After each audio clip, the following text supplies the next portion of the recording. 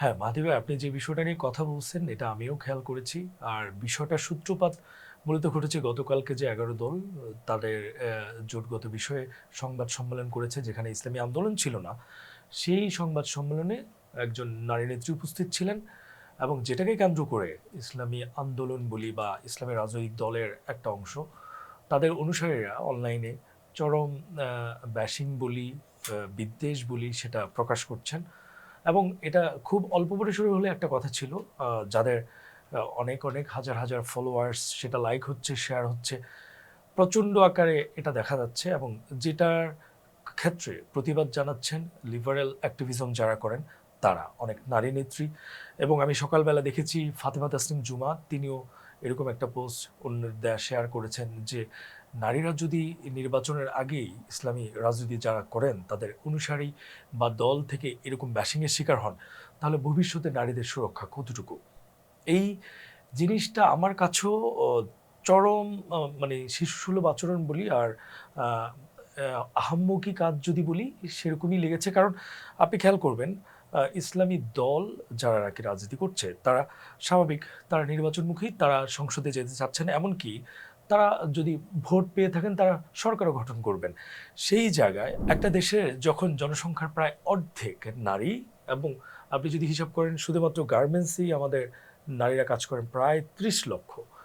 এই নারী গোষ্ঠীটাকে আপনারা কিভাবে ডিল করবেন সেটা যদি খোলাসা না করে এরকম বিদ্বেষ ছড়ান একজন নারী নেত্রী শুধুমাত্র সংবাদ সম্মেলনে থাকার কারণে আপনাদের এটা মানে তাকে ব্যাশিং করাটা একরকম জায়েজ হয়ে যায়।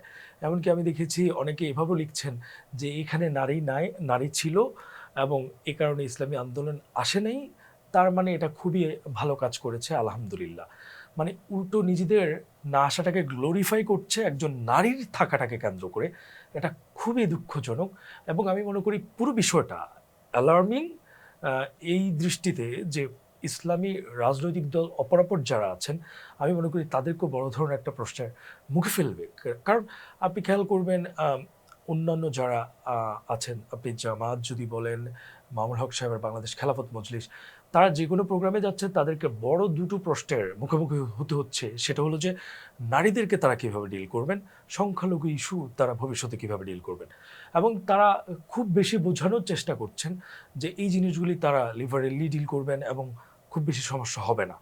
সেরকম একটা জায়গায় যখন ইসলামী রাজনৈতিক দল করে বা আরেকটা অংশ নারীকে এভাবে দেখছেন, চিন্তা করছেন, তখন তো এটা অনেক বেশি চ্যালেঞ্জিং হয়ে যায়। এবং আমি মনে করি যে অন্য যারা রাজনীতিতে নারীদের অংশগ্রহণ নিশ্চিত করতে চান, ভবিষ্যৎ বাংলাদেশটাকে সেফ অ্যান্ড সিকিউর দেখতে চান, তারাও এই জায়গাটা রাজনীতি করার অনেক বড় একটা সুযোগ পাবেন। কারণ ইসলামী শক্তিগুলি আসলে নারীদেরকে কিভাবে দেখবেন, কিভাবে ট্রিট করবেন, তাদের অবস্থান, শক্তি অধিকারের জায়গাটা কিভাবে নিশ্চিত করবেন, এই প্রশ্নের মধ্যে তাদেরকে আরও জোরে সোরে পড়তে হবে।